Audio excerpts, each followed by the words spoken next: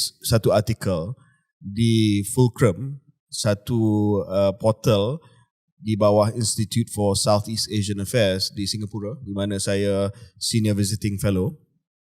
Tajuk dia adalah dalam bahasa Inggeris, On the Horns of Anwar's Twin Dilemmas. Maksudnya saya menceritakan dua dilema yang dihadapi oleh Perdana Menteri.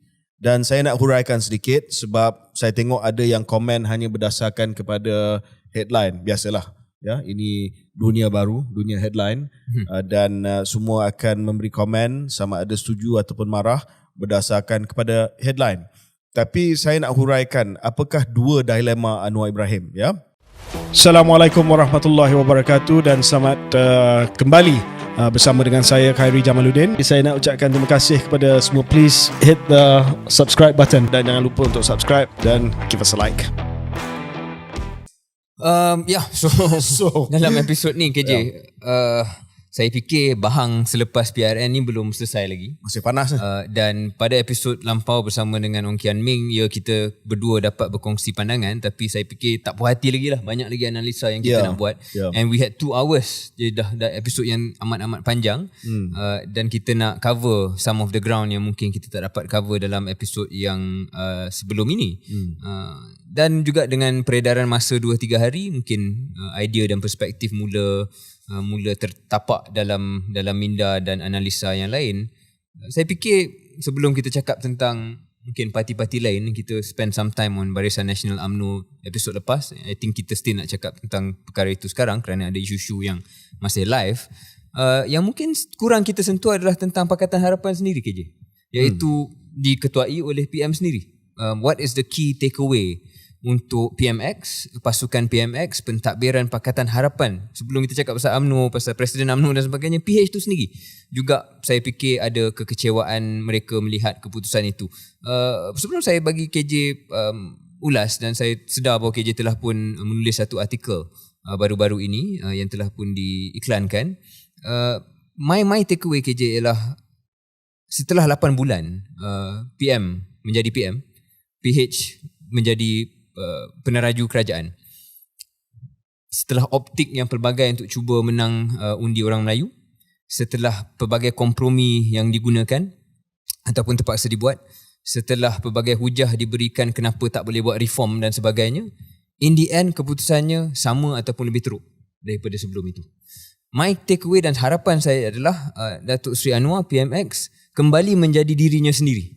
Kalau dirinya adalah reformis, maka buatlah kerja-kerja reform itu, takbirlah negara itu dengan sehabis baik, jadilah kerajaan bukannya pembangkang.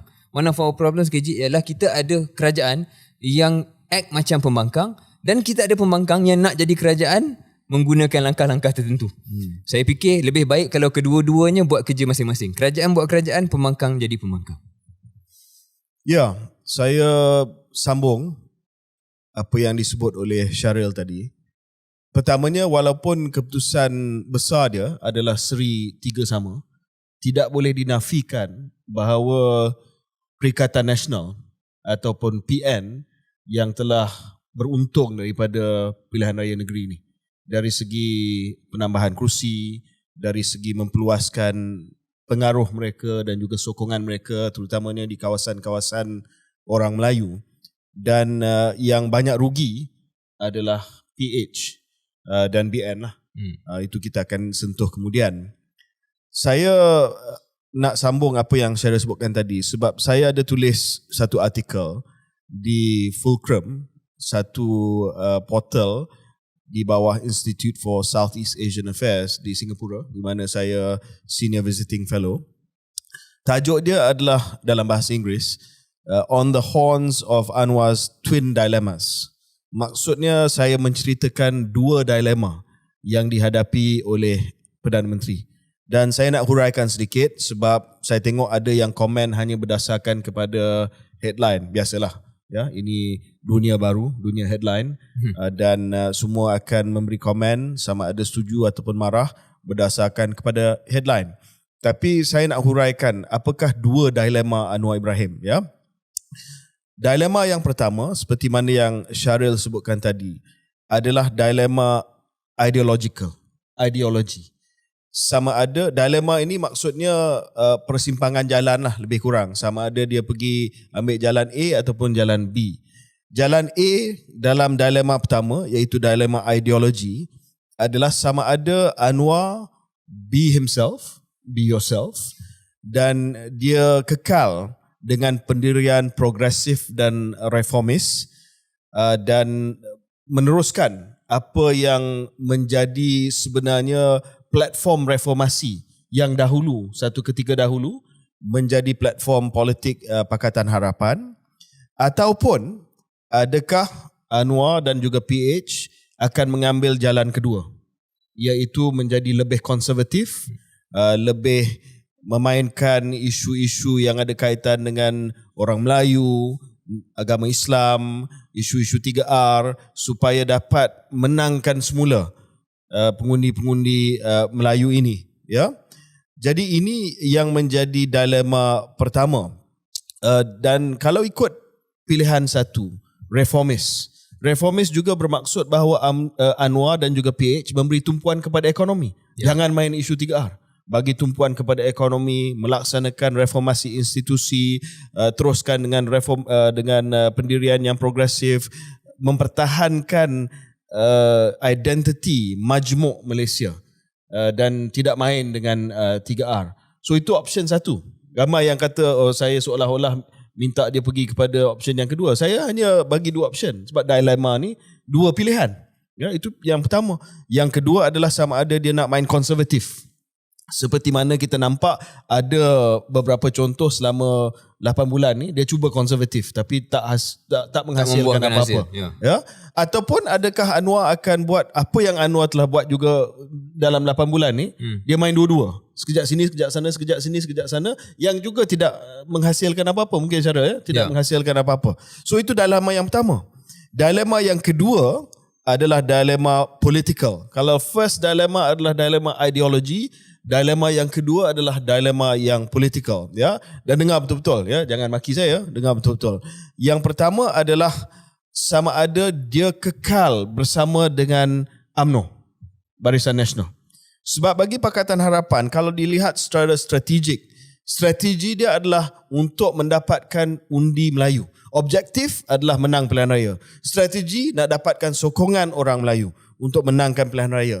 Taktik dia adalah untuk menggunakan UMNO sebagai wadah untuk mendapatkan sokongan orang Melayu. Itu beza di objektif, strategi dan taktik. Ramai yang tak tahu, ya. Dan dalam hal ini UMNO telah gagal sebagai taktik tersebut. Taktik nak menangkan orang Melayu, UMNO telah gagal. UMNO dengan kadar kemenangan 17%, pelajar yang paling corot dalam pilihan raya negeri ini telah kalah. So sekarang ni Anwar ada dilema, nak kekal bersama dengan UMNO ataupun tidak. Itu jalan pertama. Kalau jalan pertama, kekal dengan UMNO. Kalau kekal dengan UMNO, adakah dia akan kekal dengan UMNO as is? Ataupun adakah dia akan mengharapkan satu revolusi berlaku dalam UMNO supaya UMNO dapat buang Zahid Hamidi dan UMNO jadi satu partner, rakan kongsi yang lebih boleh diterima oleh orang Melayu?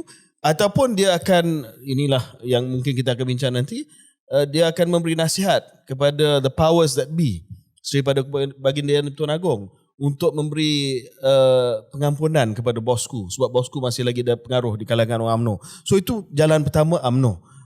Go stick with UMNO, whether UMNO Zahid Hamidi ataupun UMNO bukan Zahid Hamidi. Itu option number one.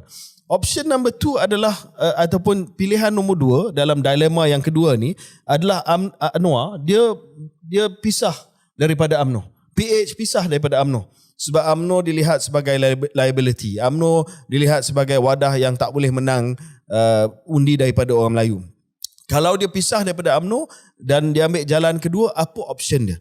Option pertama adalah dia go alone lah. PH go alone. Maksudnya PKR kuatkan diri dan meningkatkan appeal di kalangan orang Melayu terhadap PKR. Ataupun dia menggunakan dan dia memberi lebih kepercayaan kepada parti macam Parti Amanah. Parti Amanah Nasional, Parti Amanah Negara, Amanah, ya. Dan kita akan sentuh nanti case study di Kota Lama di mana Amanah telah menang di Kelantan satu kursi. Why not use Amanah? Ada yang kata Amanah is underutilized.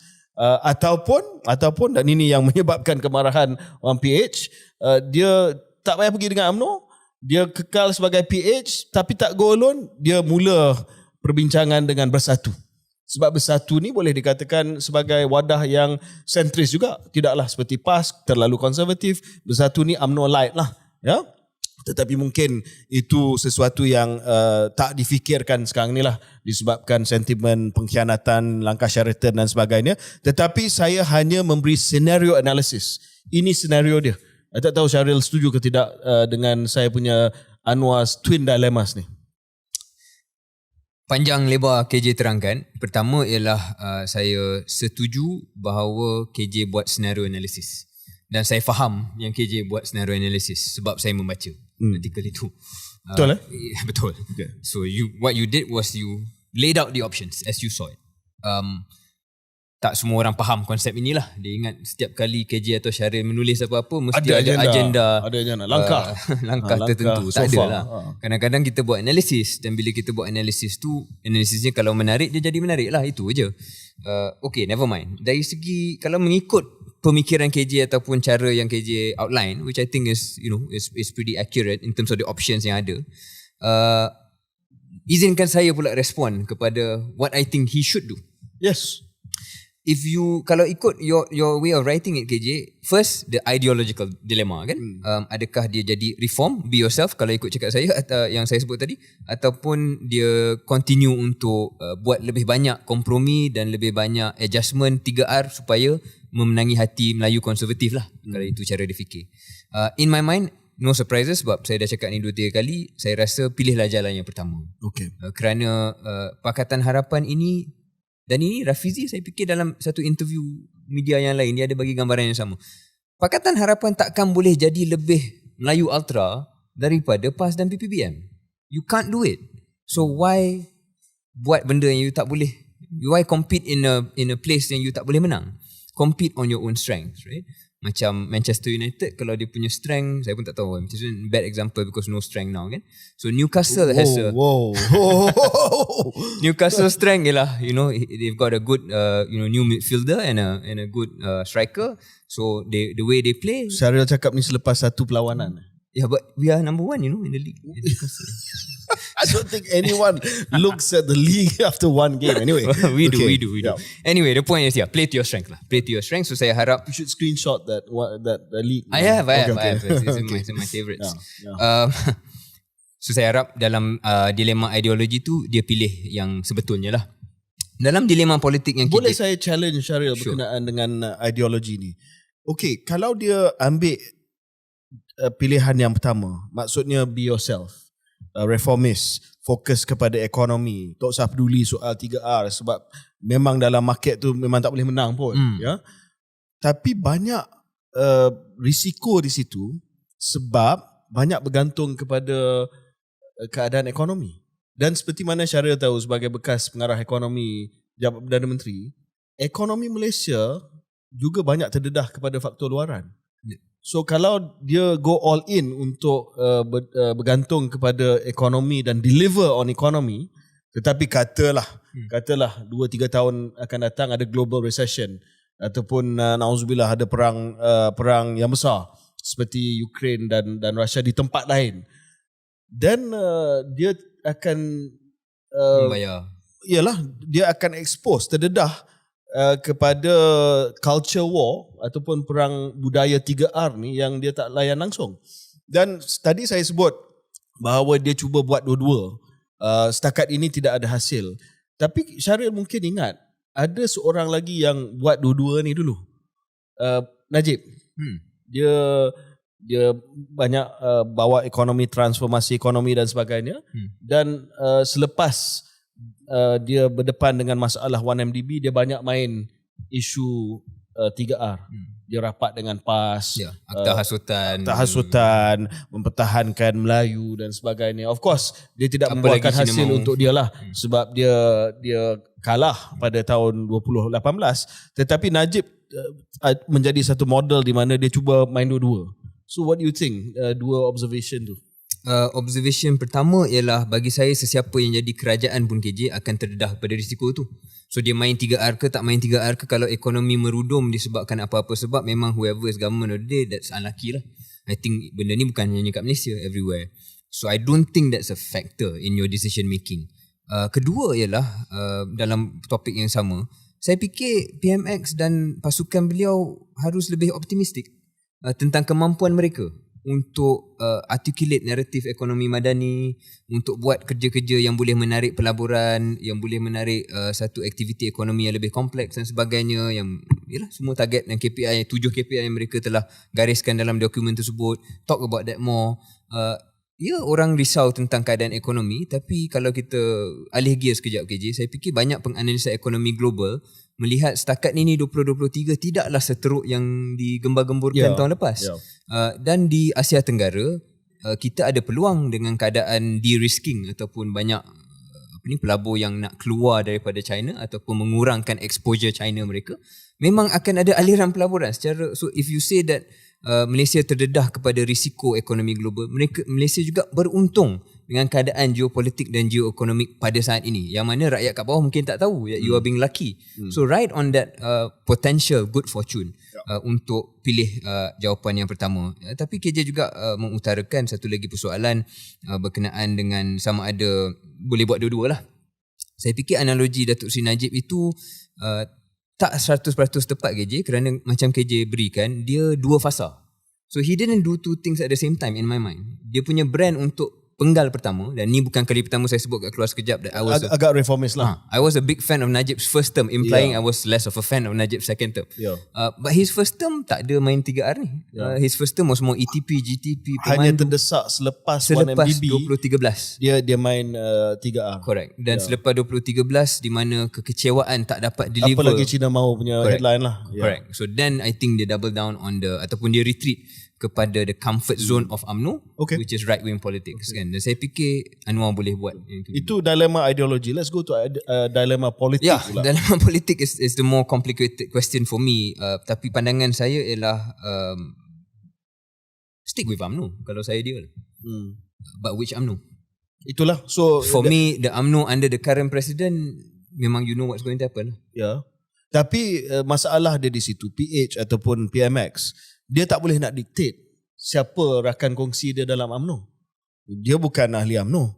Ahli-ahli PH bukan ahli UMNO. Saya setuju. Dia kena main dengan hand yang diberi kepada mereka, dan hand yang diberi kepada mereka adalah Zahid Hamidi. I think itu skrip yang selalu PH katakan. We just follow lah. UMNO dah pilih presiden yang gini lah. Tapi Menteri Dalam Negeri mana yang meluluskan ROS kata tak perlu bertanding? Dan kemudian siapa yang dalam kempen pilihan raya negeri betul-betul mengatakan bahawa Zahid Hamidi adalah hero, wira, penyelamat kepada UMNO? Pegang tangan. So dia malam pegang tangan. Yes, in some ways dia bukan boleh menentukan apa yang berlaku UMNO, tapi dia enable dia sekarang. But he is an enabler. So bagi saya there is more room to maneuver dan dia mengakulah. Ataupun penyokong-penyokong dia mengaku. Jadi mungkin ini satu ujian kepada pentadbiran PMX. Are you brave enough to use the headroom you have, the space you have, masih bekerja dengan UMNO, tetapi berikan satu isyarat bahawa you can work with different factions of UMNO, different sides of UMNO. So cakap soal different factions ataupun kumpulan-kumpulan yang berbeza dalam UMNO ni, satu perkara yang menarik adalah kelantangan saudara Isham Jalil sehari dua ni. Your new best friend? Well, maybe I'll have him here as opposed to you. But no, sorry. Wow. Joke. Tapi biasanya kita pandangan Syaril dengan saya sangat berbeza lah dengan Isham Jalil ni yang dilihat sebagai penyokong tegar kepada bosku. Tapi yang paling lantang memberi gambaran seolah-olah UMNO ni memerlukan perubahan total, meaning perubahan kepimpinan, adalah Isham Jalil. Adakah ini menunjukkan bahawa faction ataupun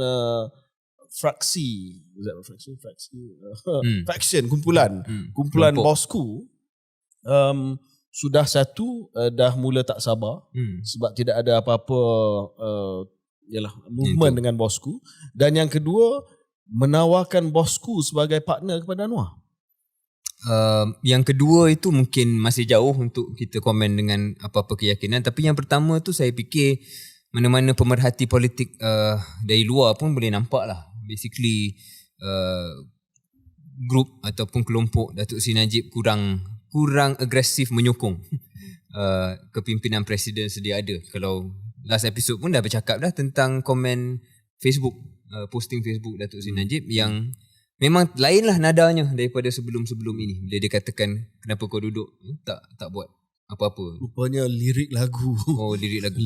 Ya, of course dia akan ni. Dia memang purposefully vague. Tetapi dalam vagueness itu memang nampaklah apa yang dia cuba buat. Cuma KJ, kalau saya boleh bagi contoh lagi tentang apa yang PMX boleh buat atau Pakatan Harapan boleh buat untuk gunakan space yang ada. Contohlah, typical UMNO ni dan typical UMNO lately ialah dalam kelemahan-kelemahan pun, tengah buruk pun masih lagi main politik. Kenapa Datuk Seri Rizal tidak diletakkan sebagai Esko Kerajaan Negeri misalnya?